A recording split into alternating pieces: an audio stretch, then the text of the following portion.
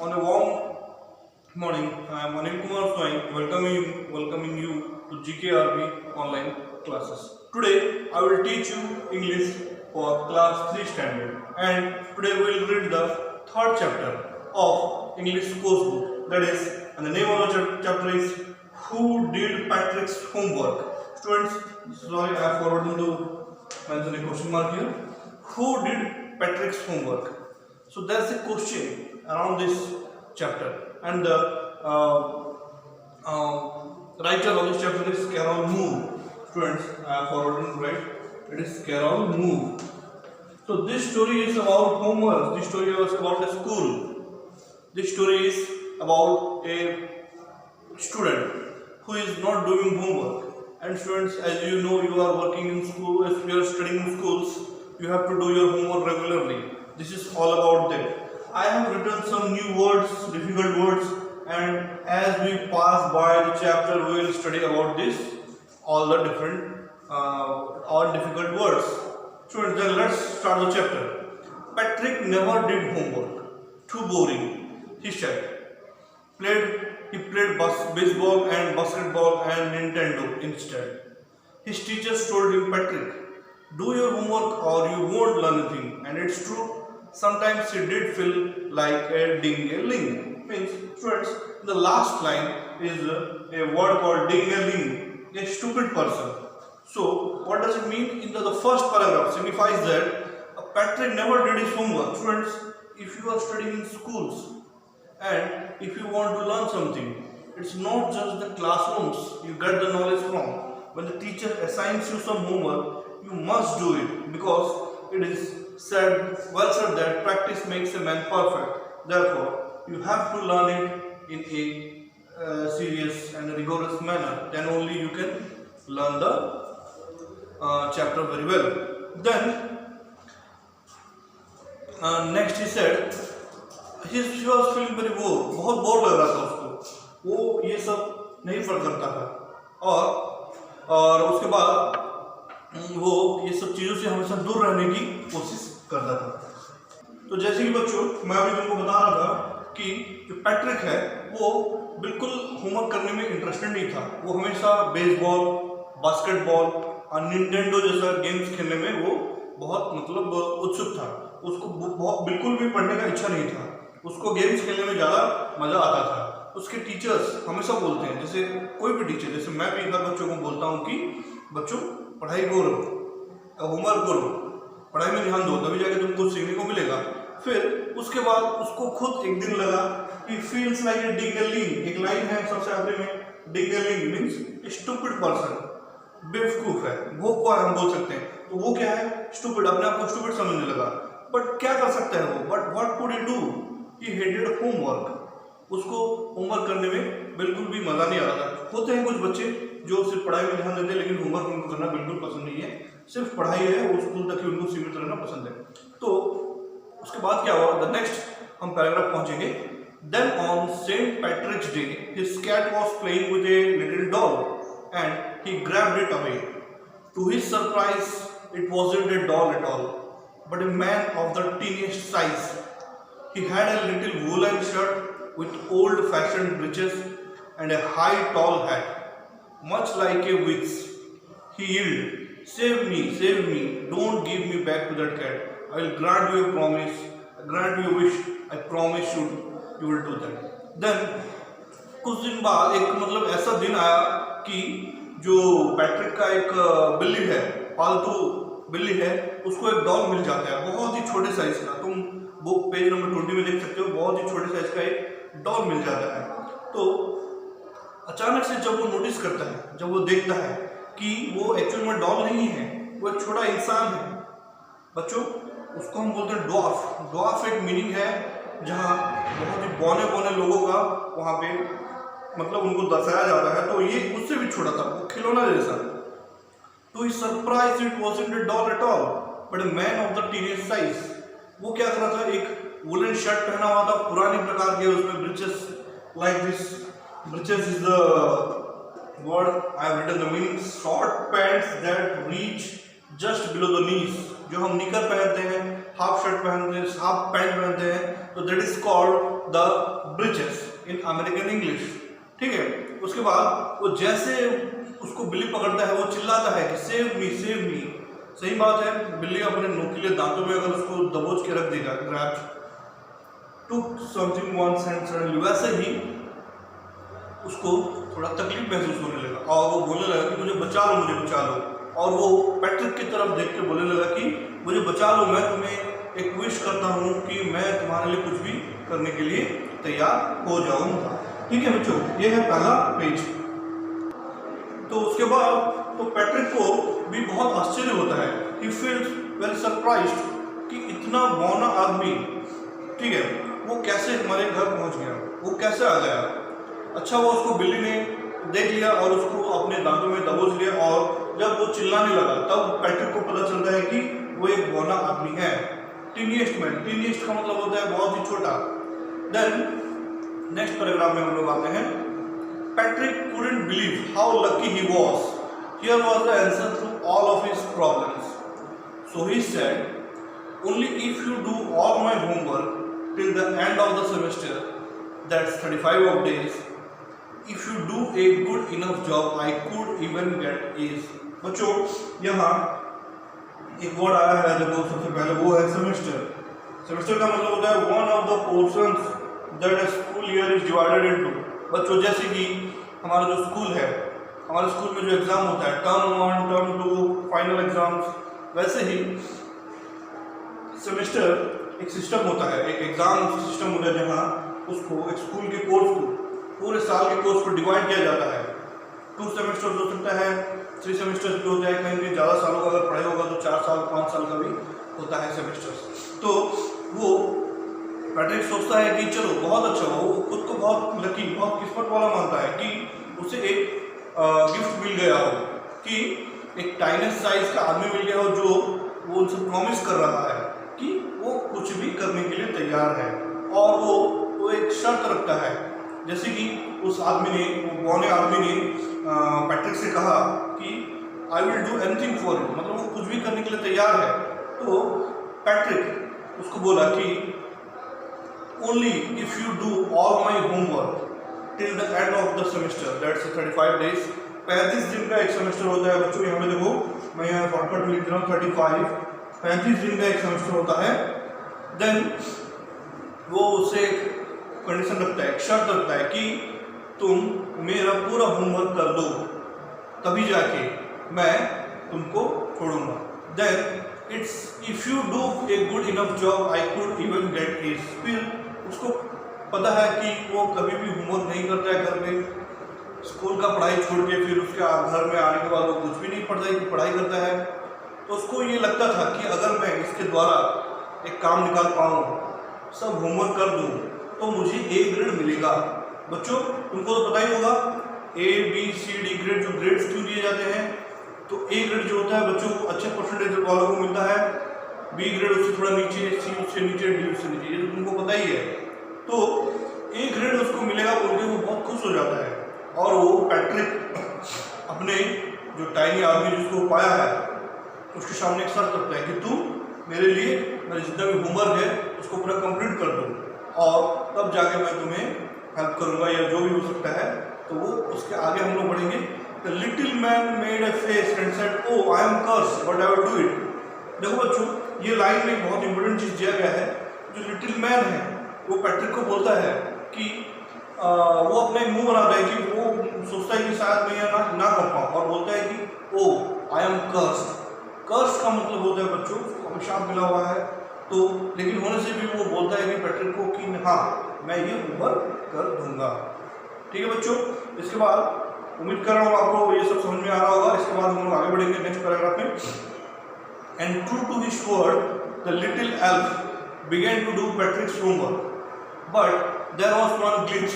बच्चों देखो यहाँ पे एक वर्ड है glitch, a small problem। क्या प्रॉब्लम हो सकता है ये हम आगे बढ़ेंगे। glitch का मतलब होता है small problem।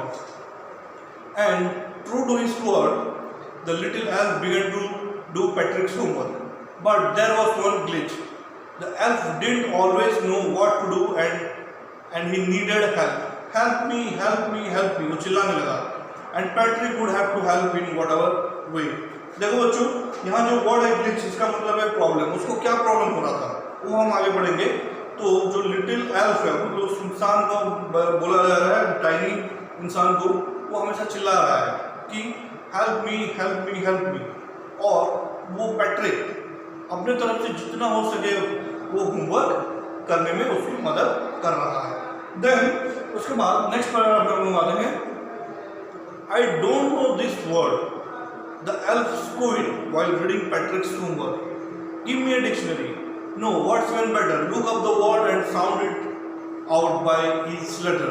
फिर वो क्या करता है, जैसे ही होमवर्क करने के लिए वो किताबें खोलता है, नोटबुक खोलता है, वो देखता है कि उसको कुछ वर्ड्स का मीनिंग नहीं आ रहा है। बच्चों उनको तो पता होगा कि कोई भी डिफिकल्ट वर्ड का मीनिंग नहीं आने से हम उसको कहाँ चेक करते हैं, डिक्शनरी में चेक किया जाता है।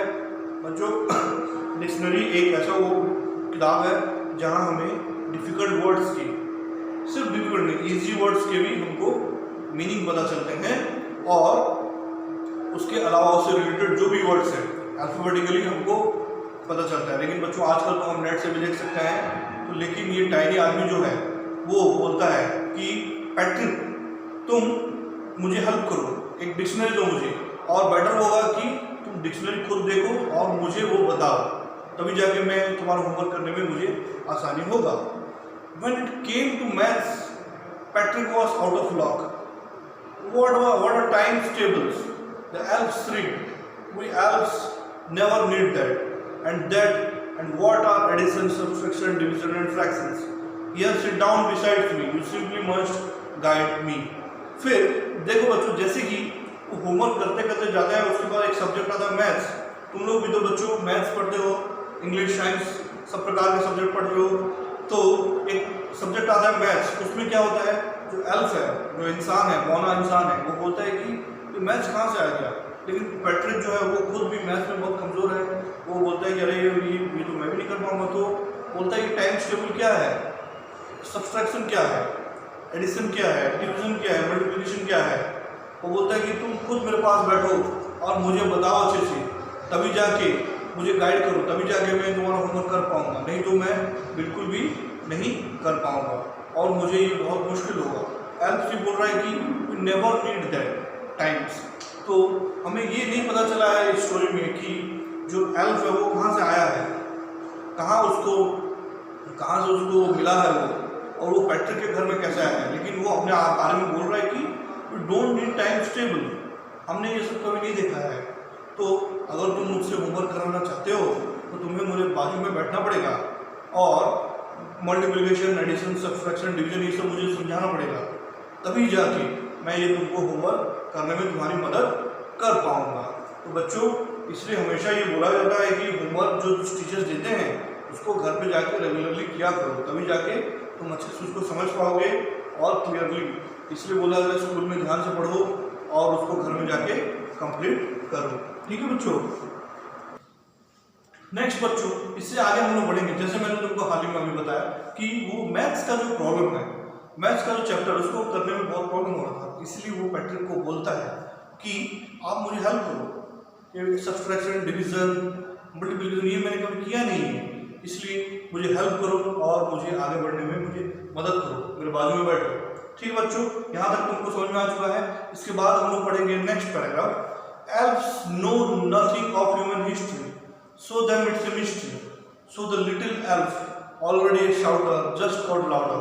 He said, "Go to the library. I need books, and you can help me read them too." जो elf है, उसको ह्यूमन हिस्ट्री के बारे में कुछ नहीं पता है, उसको इंसानों के बारे में कुछ नहीं पता है। वो एक मिस्ट्री है। बच्चों, यहाँ मिस्ट्री का वर्ड होता है, मिस्ट्री जो वर्ड है उसका मतलब होता है कि उसको बहुत ही अनजान है उसके बारे में, वो उसके बारे में उसको कोई ज्ञान नहीं है। तो वो जो लिटिल एल्फ है वो पहले से तो हमेशा चिल्लाता था और चिल्लाने लगा और वो बोलने लगा कि तुम जाओ। किसको बोलने लगा बच्चों? वो पैट्रिक को बोलने लगा, क्योंकि उसके घर में वो पाया गया था कि तुम लाइब्रेरी जाओ, मुझे और किताब चाहिए और मुझे हेल्प चाहिए, तभी जाके ये मैं आगे तुमको बता सकूंगा। देन उसके बाद वो बोल रहा है कि मुझे ये ह्यूमन हिस्ट्री के बारे में कुछ नहीं पता है। हिस्ट्री में एक सब्जेक्ट होता है बच्चों, ये बड़े बच्चों के लिए पढ़ाया जाता है, शायद तुम क्लास में ये सब नहीं पढ़ रहे हो, आगे जाके 2-3 साल बाद तुमको ये पढ़ने का मौका मिलेगा। तो वो जब बोलता है कि मुझे हिस्ट्री के बारे में कोई पता नहीं है, जाओ तुम खुद लाइब्रेरी जाओ, मेरे लिए बुक्स लाओ, तभी जाके मैं इसको पढ़ूंगा और तुम भी मुझे इसका मदद करो, वो खुद वो सब काम नहीं कर पा रहा था। सो यही है वो चैप्टर का नाम, हु डिड पैट्रिक्स होमवर्क, यही है उस एल्फ के बारे में, वो मौन इंसान के बारे में। फिर बच्चों इससे आगे हम बढ़ते हैं। As a matter of fact every day in every way the little elf was a nag. बच्चों देखो यहाँ एक वर्ड है नैग। नैग का मतलब क्या है? A person who keeps asking someone to do something. बच्चों अगर तुमसे कोई हर बार हमेशा कुछ ना कुछ बोलने के लिए बोलता है, कुछ काम करवाने के लिए बोलता है, तो दैट इज कॉल्ड नैग। और यहाँ पे मीनिंग दिया गया है nag, a person who keeps asking someone to do something. यही है नैग का मीनिंग बच्चों। तो इस चैप्टर में हमको ये पता चलता है कि जो एल्फ है वो एक प्रकार का नैग है। वो किसको बोलता है ये सब? वो बोलता है पैट्रिक को। Patrick was working harder than ever, he was staying up nights, had never felt so weary, and was going to school with eyes puffed and blurry. तो बच्चों हम अभी जो पैराग्राफ पढ़ रहे थे उसमें एक वर्ड है नैग। नैग का जैसे मैं आपको मीनिंग बता चुका हूँ कि कोई इंसान अगर तुमको कुछ करने के लिए बार बार बोल रहा है तो दैट इज कॉल्ड नैग। यहाँ नैग कौन है? यहाँ नैग है वो एल्फ, वो पैट्रिक को बार बार ये बोल रहा है। Then Patrick was working harder than ever before. पहले वो इतना मेहनत नहीं किया करता था घर में, लेकिन वो एल्फ के दबाव के कारण एल्फ जैसे बोल रहा है वो वैसे करते जा रहा है। उसको लग रहा है कि एल्फ हमारी पूरी मदद कर रहा है। He was staying up nights, had never felt so very. Very बच्चों देखो यहाँ एक वर्ड है, उसका नाम है very. And was going to school with eyes puffed and blurry. उसका मतलब है वो रात भर नहीं सो रहा था, रात भर जाग रहा था, वो पूरा मेहनत कर रहा था, होमवर्क कंप्लीट करने की कोशिश कर रहा था। और वो जैसे स्कूल जाता था, his eyes were puffed and blurry. puffed का meaning swollen due to less sleep. बच्चों अगर तुम रात भर नहीं सोओगे, 1 दिन 2 दिन 3 दिन तक, तो क्या होगा? तुम्हारे आंखें जो वो सूज जाएंगी। swollen का मतलब होता है सूजना, सूजेंगे। और दूसरा एक और वर्ड puffed, सॉरी puffed तो मैं बोल चुका हूँ। दूसरा वर्ड blurry। blurry का मीनिंग क्या है बच्चों? not able to see clearly. आंखें तुमको क्लियरली वो सब चीज़ें दिखाई नहीं देंगी, सामने की चीज़ें तुमको दिखाई नहीं देंगी। तो क्यों हो रहा है ये सब? क्योंकि वो रात भर सो नहीं रहा है, रात भर वो होमवर्क कर रहा है एल्फ के साथ बैठ के। Then next paragraph is finally the last day of school arrived and the elf was free to go. As for homework there was no more, so he quietly and silly slipped out the back door. बच्चों जब school का आखिरी दिन आता है, जब homework करने का सब खत्म हो जाता है, जो सेमेस्टर जो है वो सब खत्म हो जाते हैं, तो एल्फ वहाँ से उसको लगता है कि मैं यहाँ से फ्री हो चुका हूँ, मुझे यहाँ से जाने से कोई नहीं रोक सकता। वो फ्री हो जाता है जाने के लिए। As for homework there was no more, so he quietly, जैसे कि उसको होमवर्क नहीं था तो क्वाइटली मतलब चुपचाप वहाँ से वो निकल जाता है। और साइडली, साइड का एक वर्ड है मीनिंग है सीक्रेटली। सीक्रेटली मतलब बिना किसी को बताए, बिना किसी को जो बताना चाहिए वो उसको नहीं करने के बाद किसी को बताया नहीं है वो, और वो वहाँ से निकल जाता है और पीछे के दरवाजे से वो निकल जाता है। किसी को बताना चाहिए, इन्फॉर्म करना चाहिए, नहीं, उसने किसी को नहीं बताया और वो वहाँ से वो निकल गया। देन बच्चों नेक्स्ट पैराग्राफ है पैट्रिक गॉट हिज एस। क्या होता है फिर? पैट्रिक का जब रिजल्ट निकल रहा है तो देखते हैं कि उसको ए ग्रेड मिला है। बच्चों जैसे मैं पहले बता चुका हूँ, ए ग्रेड मीन्स सबसे अच्छा ग्रेड, बहुत अच्छा percentage, means he was a good student at that time. His classmates were amazed, his teachers smiled and were full of praise, and his parents also. They wondered what has happened to Patrick. He was now the model kid. Cleaned his room, did his course, was cheerful, never rude, like he had developed a whole new attitude. यह एक word है बच्चों, attitude. सबसे आखिरी में मैं तुमको बताऊंगा कि जब वो एक ग्रेड पाता है, उसके जो दोस्त होते हैं, अचानक से तुम देखे होगे कि अगर तुम क्लास में बिल्कुल अच्छा नहीं पढ़ रहे हो, परसेंटेज तुम्हारे बहुत कम आ रहे हैं, ग्रेड्स बहुत खराब आ रहे हैं, अचानक से एक एग्जाम में तुम्हारे ग्रेड्स बहुत अच्छे आ जाते हैं, तो तुम्हारे जो क्लासमेट्स हैं, तुम्हारे जो दोस्त हैं, फ्रेंड्स हैं, वो अचानक से घबरा जाते हैं कि अरे ये कैसे इतना उन्नति कर लिया, कैसे वो आगे बढ़ गया. तो पैट्रिक के साथ भी ऐसे हुआ. उसके जो क्लासमेट्स हैं बहुत अमेज हो गए. अमेज मीन्स बहुत आश्चर्य से देखने लगे कि कैसे ये हो गया. उसके जो टीचर्स हैं, उसके जो जितने भी स्कूल टीचर्स हैं, वो देखने लगे, बहुत खुश होने लगे, बहुत उसको प्रशंसा करने लगे, बहुत तारीफ करने लगे उसकी कि बहुत आगे बढ़ रहा है बोल के. उसके पेरेंट्स भी देखने लगे कि कैसे हमारे बच्चों में अचानक से चेंज आ गया, बदलाव आ गया है. पहले ये बिल्कुल कुछ काम नहीं करता था, लेकिन फिलहाल अपने कमरे की साफ सफाई कर रहा है, अच्छे से पढ़ाई कर रहा है और बहुत मतलब खुश रह रहा है। पहले जो चिड़चिड़ापन था, हमेशा किसी को डांटता था, गाली देता था, वो सब उसमें नहीं है। पूरा चेंज हो चुका है, पूरा बदल चुका है वो अंदर से बाहर से भी। Like he had developed a whole new attitude. बच्चों एटीट्यूड का मीनिंग यहाँ पे मैं लिखा हूँ the way that one behaves. बच्चों आपका जो बिहेवियर दूसरों के प्रति होता है that is called attitude. That is called attitude means आप कैसे बिहेव करते हो अपने पेरेंट्स के लिए, अपने दोस्तों के साथ, अपने भाई बहन के साथ। That is attitude. वो फर्क लाता है अपनी ज़िंदगी में, हमारे लाइफ में, कि हम लोग कितना अच्छा सोचते हैं। देन लास्ट पैराग्राफ है बच्चों ये वाला। You see, in the end, Patrick still thought he had made that tiny man do all his homework.